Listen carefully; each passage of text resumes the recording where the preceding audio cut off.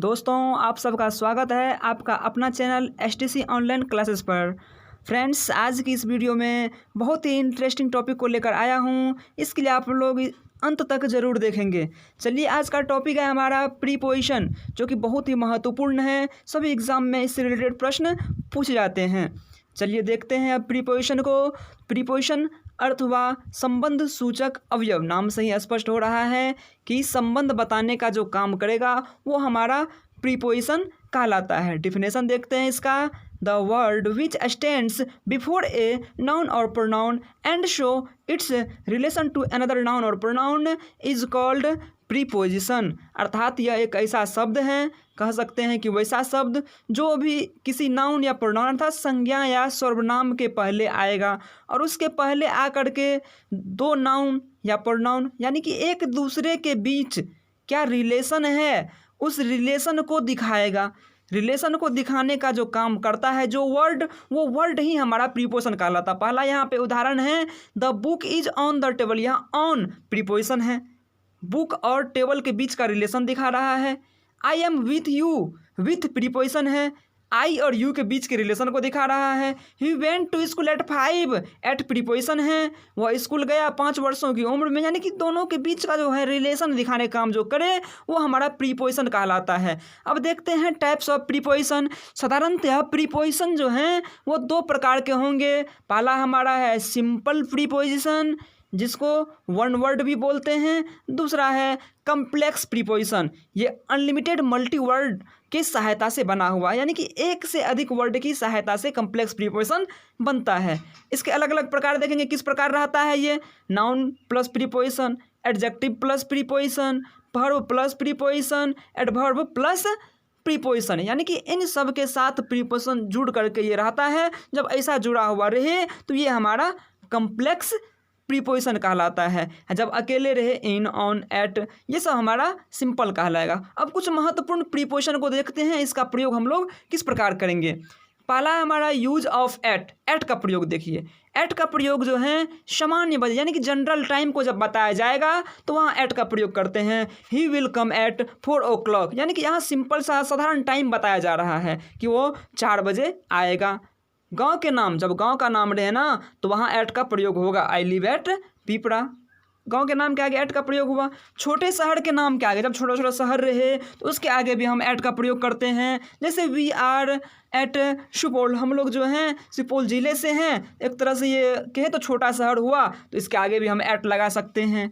अब इसके बाद आता है गति बताने के अर्थ में। जब गति की बात करते हैं ना कि मैं car was at full speed, उसकी साइकिल बहुत तेज़ रफ्तार से चल रही है, यानी गति का जब वर्णन हो, गति बताया जाए कि 80 के स्पीड पर था, 100 किलोमीटर प्रति घंटा के स्पीड पर था या फुल स्पीड पर था, तो हम वहाँ एट का प्रयोग करते हैं।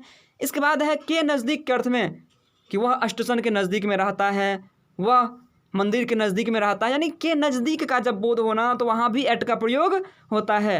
अगला है हमारा इसके बाद उम्र को बताने के लिए।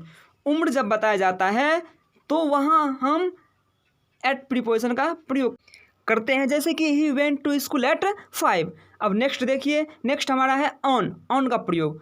ऑन का प्रयोग हमारा सिंपल सा दिन के आगे होगा कि we came here on Sunday, Monday, Tuesday, Wednesday, यानी कि कोई भी दिन हो ना, दिन के आगे हमेशा ऑन का प्रयोग किया जाता है कि वह सोमवार को जाएगा, आएगा, कुछ भी करेगा तो ऑन का प्रयोग होगा।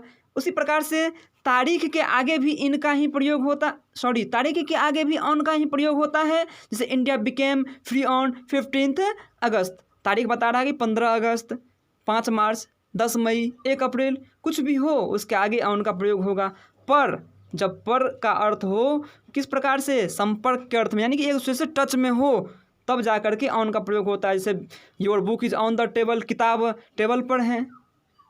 मेरे सर के ऊपर पंखा है, ये हमारे सर पर नहीं है, तो यहाँ पर के लिए हम ऑन का प्रयोग नहीं करेंगे, दूसरे प्रीपोजिशन का यहाँ प्रयोग होगा, यानी कि संपर्क रहेगा ना तब वहाँ पे पर का प्रयोग ऑन हम लगाते हैं। इसके बाद आता है इन।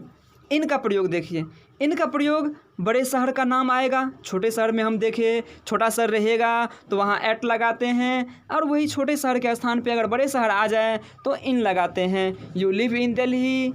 उसके बाद महीना या वर्ष का नाम रहे महीना और वर्ष में से कोई भी रहे तो इसके आगे इन लगता है। यू केम इन नवंबर, नवंबर महीना हुआ, दिसंबर, जनवरी, फरवरी, कुछ भी मंथ हो इन लगेगा। गांधी जी डाइड इन 1948, 1948 एक वर्ष हुआ, वर्ष के आगे इन लगेगा, कोई भी वर्ष क्यों ना हो। जैसे कि कोरोना वायरस 2020 में आया तो 2020 के आगे इन लगाएंगे।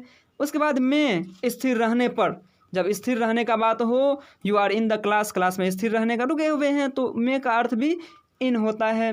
पर सीमा के अंदर, जैसे पर अभी हम एट में भी देखें, ऑन में भी देखें, लेकिन यहाँ पर जो होगा सीमा के अंदर रहने पर, the bird is in the tree, यानी कि बर्ड जो है ट्री वृक्ष के सीमा में है। जब सीमा के अंदर की बात हो ना तो वहाँ इन का प्रयोग हो, जैसे कहते हैं बिस्तर पर सोए हैं तो यहाँ भी इन द बेड लिख सकते हैं। इसके बाद है गांव के नाम नहीं रहने पर, जब गांव का नाम नहीं चाहिए था गांव कह दे तो वहाँ हम इनका प्रयोग करते हैं। दोस्तों अगर ये हमारा वीडियो अच्छा लगा हो तो लाइक ज़रूर करिएगा। साथ ही इससे आगे नेक्स्ट यानी कि महत्वपूर्ण प्रिपोजिशन जो होगा पार्ट 2 में बताया जाएगा, उसे आप अवश्य देखेंगे। मिलते हैं नेक्स्ट वीडियो में, तब तक के लिए बाय बाय।